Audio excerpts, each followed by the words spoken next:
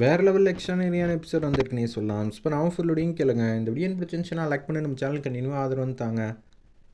கார்த்திகை மயில் வாகனம் வந்து பேசிகிட்டு இருக்காங்க.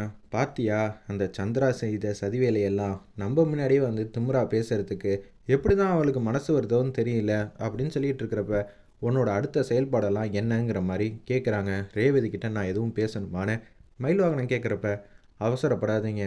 ரேவதிக்கு நான் ஃபஸ்ட்டு முன்னாடி போய் நிற்கணும். அதுவும் யதார்த்தமாக இங்கேயும் அங்கேயே வர மாதிரி இருக்கணும். அதுக்கு இந்த வீட்டில் நான் ரேவதியை வந்து பார்க்க முடியாது. ரேவதியை வெளியில் கொண்டு வர மாதிரி இருந்தீங்கன்னா கண்டிப்பாக என்கிட்ட சொல்லுங்கள். நான் வந்து அவள் முன்னாடி இங்கேயும் அங்கேயும் வந்து நிற்கிறேன். அப்படி நின்னா அவளுக்கு என்னை பற்றி இருக்கிற ஞாபகம்லாம் வருதான்னு கேளுங்க. எப்படி சகலை கேட்குறது? ஏன்னா அவளுக்கு உன்னை பற்றி இவங்கள தெரியுமான்னு கேட்க முடியாதுல்ல. நான் அப்படி சொல்ல, நான் இங்கே நிற்கிறப்ப எனக்கு பின்னாடி இருக்கிற ஏதாவது ஒரு விஷயத்தை பற்றி பேசுங்க. அப்போ ரேவதி என்னை பார்த்ததுக்கப்புறம் தான் அங்கே வந்து பார்க்க முடியும். அப்படி ரேவதி என்னை பார்க்குறாளா இல்லை பின்னாடி இருக்கிற பொருளை பார்க்குறாளான்னு நான் வந்து தெரிஞ்சுப்பேன். அது மட்டும் இல்லாமல் அதுக்கப்புறம் நான் சொல்கிறேன் உங்களுக்குன்னு சூப்பராக வந்து ஐடியா வந்து கொடுக்குறாரு நம்ம கார்த்தி.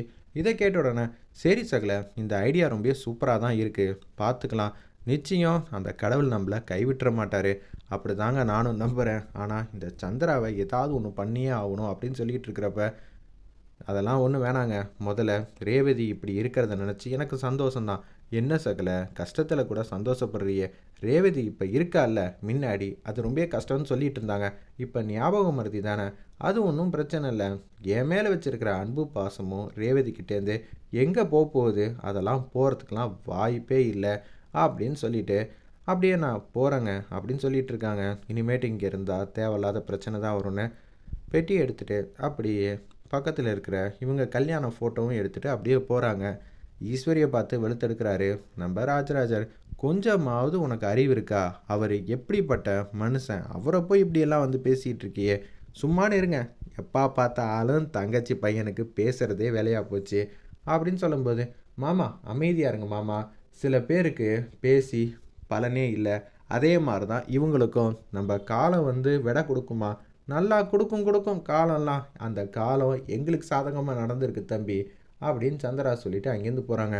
அச்சச்சோ, ரேவதிக்கு எந்த விதமான பிரச்சனையும் இல்லை, பேச பேச ஞாபகம் வந்துடும் தான் எல்லாரும் வந்து சொன்னாங்க. நம்ம தான் வந்து ஏதோ பணத்தெல்லாம் கொடுத்து கரெக்ட் பண்ணி வச்சுருக்கோம். இப்போ நம்ம என்ன செய்கிறது ஒன்றும் புரியலையே.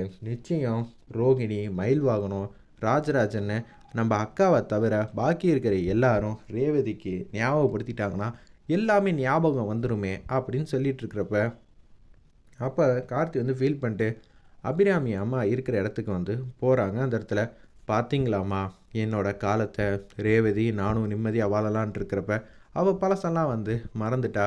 அது மட்டும் இல்லாமல் அவளுக்கு ஞாபகப்படுத்துகிற மாதிரி இருந்தால் பிரச்சனை வரும்னு சொல்கிறாங்களே. ரேவதி நிச்சயம் என்ன ஏற்றுப்பாலாமா அப்படின்னு சொல்லும்போது அப்படியே வந்து கண்ணசந்து வந்து உட்காடுறாங்க. அந்த இடத்துல அப்பன்னு பார்த்து அபிராமி அம்மா வந்து வராங்க. வந்து அவங்க கனவுல வந்து பேசுகிறாங்க. ஏன்பா இப்படியெல்லாம் வந்து நினச்சிக்கிட்டு இருக்க? இது எல்லாம் தற்காலிகமாக தான். ரேவதியோட ஆள் மனசில் கண்டிப்பாக உன்னை பற்றி இருக்கிற ஞாபகங்கள் எல்லாமே இருக்கும். அதுக்கான விடையும் இருக்குது. நீ தேடி கண்டுபிடிப்பா. இதையும் ஒரு சதி தான் உன்னை சுற்றி நடக்கிறது. கொஞ்சம் ஜாக்கிரதையாகவும் கவனமாகவும் இருப்பா அப்படின்னு அபிராமி அம்மா வந்து சொல்கிறாங்க. டக்குன்னு வந்து கண்ணை திறந்து பார்க்குறாங்க. என்னது, இதுவும் சதியா? நம்மளை சுற்றி தான் என்னமோ ஒரு விஷயம் நடக்குதா? ஒன்றும் புரியலையே. சரி, அப்போனா திருப்பியும் எங்கேருந்து முதலேருந்து ஆரம்பித்தோமோ அங்கேயே வந்து போய் கேட்க வேண்டியதா அப்படின்னு சொல்லிட்டு இருக்கிறப்ப அந்த வெள்ளை கலர் கோட் போட்டவங்களை பார்க்கலான்னு யோசிக்க ஆரம்பிச்சிட்டாரு நம்ம கார்த்தி. வேறு லெவலில் மாசாக இருந்துச்சுன்னே சொல்லலாம் அந்த சீன்லாம். ஒரு பக்கம் நம்ம மயில் வாகனம் வந்து பேசலான் இருக்கிறப்ப நான் இந்த வீட்டில் வந்து சொல்கிறத எல்லாரும் கட் அண்ட் ரைட்டாக கேட்டே ஆகணும்னு ஈஸ்வரி அம்மா வந்து பேச்ச ஆரம்பிக்கிறாங்க. நான் சொல்கிறது ஒன்றே ஒன்று தான், அதை எல்லாரும் கேட்கணும். என்னை விட உங்களுக்கு கார்த்தியை இந்த வீட்டில் பிடிச்சவங்க நிறையா பேர் இருக்காங்க. அதனால் அவன் திருப்பி இந்த வீட்டுக்கு வரதோ இல்லை நீங்கள் நம்ம பொண்ணுக்கிட்ட ஏதாவது ஒரு விஷயத்த ஞாபகப்படுத்துறதோ வச்சுக்கவே கூடாது. அங்கே என்ன சொன்னாங்க உங்களுக்கு எல்லாம் புரிஞ்சிச்சா அப்படின்னு சொல்லி கேட்கும்போது அமைதியாக இருக்காங்க மயில் வாகனம்லேருந்து எல்லாரும். மயில் வாகனம், நீங்கள் அந்த பையனுக்காக ஓவராக வந்து பேசுவீங்கன்னு நல்லாவே தெரியும். தயவு செஞ்சு இந்த விஷயத்தில் வந்து அலட்சியமாக இருக்காதீங்க. இது ரேவதி சம்மந்தப்பட்ட விஷயம். எதுவும் சொல்ல முடியாமல் மௌனமாக இருக்காங்க. சரிம்மா, அதான் சொல்லிட்டீங்களே, திரும்ப திரும்ப ஏன் சொல்கிறோன்னா இது எல்லாத்துக்கும் நீங்களும் தான் பொறுப்பு. ஏங்க, நீங்கள் கரெக்டாக நடந்துப்பீங்களே. தெரியலம்மா, என்னால் சொல்லவும் முடியல, சொல்லாமல் இருக்கவும் முடியல. ரேவதி எப்படியெல்லாம் வந்து அன்பா பாசமாக வந்து கார்த்தி மேலே வந்து இருந்தா, இப்போ அது எல்லாமே மறந்துட்டாங்கிறப்ப என்னால் ஜீர்ணிக்கவே முடியல அப்படின்னு சொல்லிட்டு இருக்கிறப்ப, இதுதான் விதிங்கிறது. எத்தனையோ வாட்டி ரேவதி வந்து அக்காவை எதிர்த்து நின்று பேசியிருக்கா. எங்களை பிரிக்க முடியுமா பிரிக்க முடியுமான்னு. பார்த்தீங்களா, இப்போ உண்மையிலேயே அவங்கள வந்து பிரிச்சிருச்சு. இதுக்கு காரணமே ரேவதி தான் அப்படின்னு சொல்கிறப்ப, உங்ககிட்டலாம் மனுஷன் பேசுவானா அப்படின்னு ராஜராஜன் சொல்லிவிட்டு அவங்க மட்டும் போக ஆரம்பிச்சிடுறாங்க.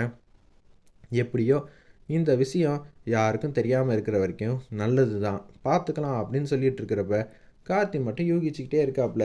என்னமோ ஒரு விஷயம் வந்து நடந்திருக்கு, எப்படி இது எல்லாம் வந்து நடந்துச்சு, இதுக்கு பின்னாடி யார் காரணம், எல்லாத்தையும் வந்து கண்டுபிடிக்கணும் அப்படின்னு சொல்லி கார்த்தி வந்து தீவிரமாக வந்து யோசிக்க ஆரம்பிச்சிட்டாப்புல. ஒரு பக்கம் மயில்வாகனம் வந்து ஃபோன் அடிக்கிறாரு நம்ம சகலைக்கு. என்னங்க திடீர்னு ஃபோன் பண்ணியிருக்கீங்க? இல்லைப்பா, அத்தை வேற எதையும் ஞாபகப்படுத்தக்கூடாதுன்னு சொல்லிக்கிட்டே இருக்காங்க. இப்போ நான் என்ன பண்ணுறதுனே தெரியல அப்படின்னு சொல்லும்போது, விடுங்கங்க, பார்த்துக்கலாம், இது எப்போதும் நடக்கிற விஷயம் தானே. அவங்க ஏன் முன்னாடி சொன்ன விஷயத்தை தான் இப்போ உங்ககிட்டயும் வந்து சொல்லியிருக்காங்க. அதனால் இதை நினச்சி நீங்கள் பெருசாக வந்து கவலைப்பட வேண்டிய அவசியம் இல்லை, தேவையும் இல்லைன்னு பேசுகிறாங்க அந்த இடத்துல. இதை கேட்ட உடனே, சரிப்பா பார்த்துக்கலாம் அப்படின்னு சொல்லிட்டு ஃபோனை வந்து வச்சுட்டாங்க. நீங்கள் எங்கே இருக்கீங்கன்னு கேட்ட உடனே, நான் அபிராமி நினைவு இடத்துல தான் உட்காந்துக்கிட்டு இருக்கேன். உனக்கு நிச்சயம் நல்ல விடையா அம்மா தருவாங்கப்பா, எனக்கு அந்த நம்பிக்கை இருக்குன்னு நம்ம மயில்வாகனை வந்து சொல்கிறாங்க. ஆமாங்க, எனக்கும் சில பல சந்தேகங்கள்லாம் எழுந்திருக்கு, அதையும் கொஞ்சம் கண்டுபிடிக்க வேண்டியது இருக்குன்னு சூப்பராக வந்து கார்த்தி வந்து யோசிச்சுட்ருக்காங்க. சரி சகலை, பார்த்துக்கலான்னு சொல்லிட்டு ஃபோனை வந்து வச்சுட்டாங்க. அப்போன்னு பார்த்து ரோஹிணி வந்து நிற்கிறாங்க. என்னங்க ஆச்சு, யார்கிட்ட பேசுனீங்க? எல்லாம் சகலைக்கிட்ட தான் பேசின ரோகு. இப்போ என்ன பண்ணுறதுன்னே தெரியல. அவர் பாவம் அம்மாவோட நினைவு இடத்துல நின்றுக்கிட்டு ஃபீல் பண்ணிக்கிட்டு இருக்காப்புல. இன்றைக்கி நான் இவ்வளோ நல்லா இருக்கேன்னா இதுக்கு யார் காரணம்னு உனக்கே நல்லா தெரியும். அப்படி இருக்கிற சூழ்நிலையில் அவருக்கு வந்த கஷ்டத்தை என்னால் தாங்க முடியாமல் போயிடுச்சு. ஆனால் நமக்காக என்னென்னலாம் செஞ்சுருக்காருன்னு ஃபீலிங்காக வந்து பேசுகிறாங்க. ரோஹிணி, இந்த விஷயத்தை நம்ம அப்படியெல்லாம் விட்டுறக்கூடாது.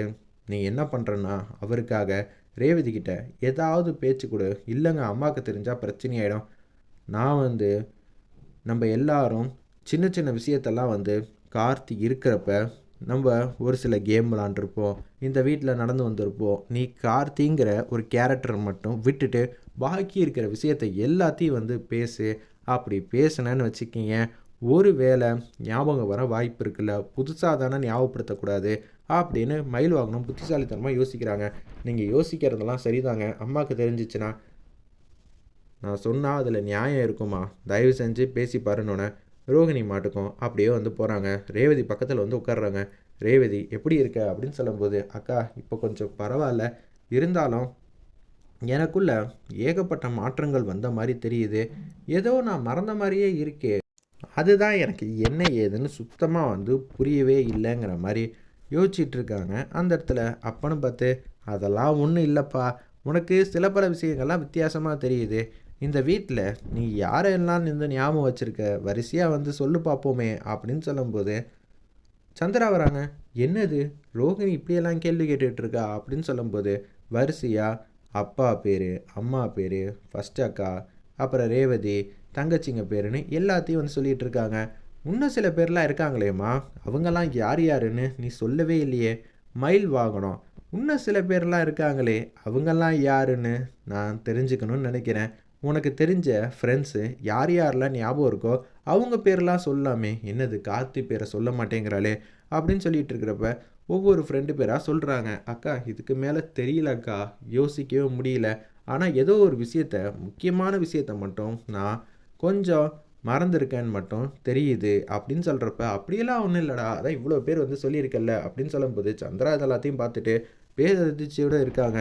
என்னது கொஞ்சம் விட்டால் ராஜா பேரவே சொல்ல வச்சுருவா போல இருக்கே, என்ன நடக்குதுன்னு ஒன்றும் புரியல, நம்ம பொறுமையாக இருந்து தான் ஹேண்டில் பண்ணணுங்கிற மாதிரி அவங்க மட்டும் கேவலமாக வந்து யோசிக்கிறாங்க. ரோகிணி அப்படின்னு சொல்லிட்டு ரோகிணி ரூம்குள்ளே வந்து போகிறாங்க.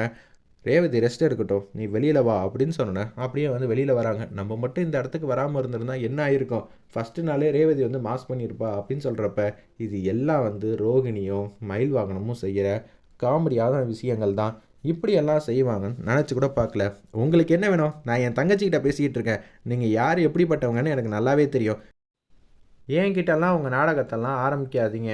என் தங்கச்சிக்கிட்ட பேசுகிறதுக்கு எனக்கு முழு சுதந்திரம் இருக்குது. அப்படியா? இப்பயே அக்காட்ட வந்து சொல்கிறேன். நீ இந்த மாதிரி விஷயத்தெல்லாம் வந்து சொன்னா அப்படின்னு சொல்லும்போது, ஓ சொல்கிறதுனா சொல்லுங்க. எங்கள் அம்மா தான், அதனால் எனக்கு கவலை இல்லை.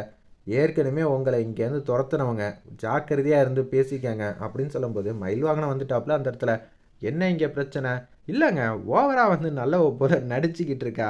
இவளுக்கு சகலை இருக்கிற வரைக்கும் பதிலடி கொடுத்துக்கிட்டே இருந்திருக்காப்புல. அந்த இடத்த நிறைவு செய்கிறதுக்கு நான் இருக்கேன். அப்படியெல்லாம் நான் உன்னை சும்மாலாம் விட்டுற மாட்டேன். நான் வந்து அவங்க 2 பேரையும் சேர்த்து வைப்பேன். இது நான் உனக்கு விடுற சவால்.